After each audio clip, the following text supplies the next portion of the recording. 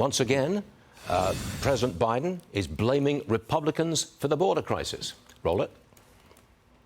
Republicans walked away from the deal for the most pathetic and petty of reasons. Donald Trump got on the phone literally and started, and the press can confirm this, and calling senators saying, don't go ahead and do this. Don't support this legislation that had bipartisan support. And when you ask why, he said it would hurt him politically and help me instead. So much for Republicans caring about the border. All right, Congressman Russell Fry, Republican, South Carolina, joins me now. Congressman, the Republicans are to blame because they wouldn't support the border bill. How do you see it? What's your response to that?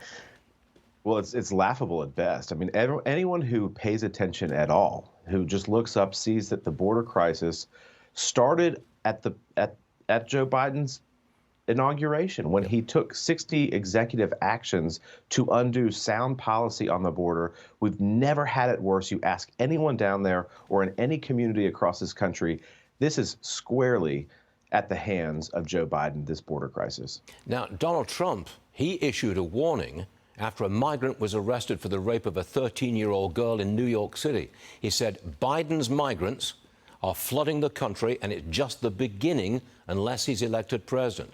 Congressman, just the beginning? That's a frightening thought.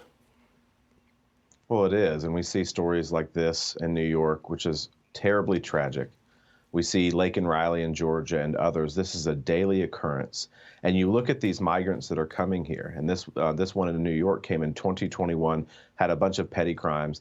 But this is a result of liberal policies in New York, liberal policies at the federal level that refuse to enforce the law, that play cute and do things like sanctuary status or sanctuary cities.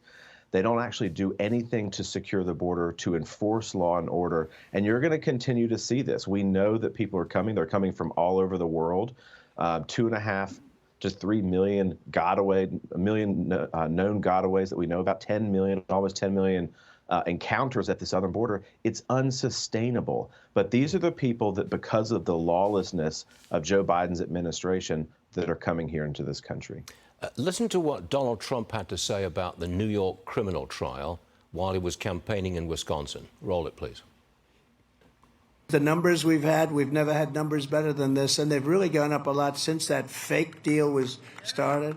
But since the rigged trial in New York, and think of this, the poll numbers have increased very substantially, and the fundraising has, I think, set all-time records. I mean, I think it's set all-time. And you know what? If you understand this stuff, if it hadn't, it would have gone the opposite way. If this was real stuff, it would have been the opposite. Most of the time it would be.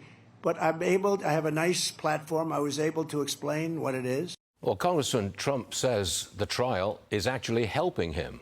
Do you agree with that?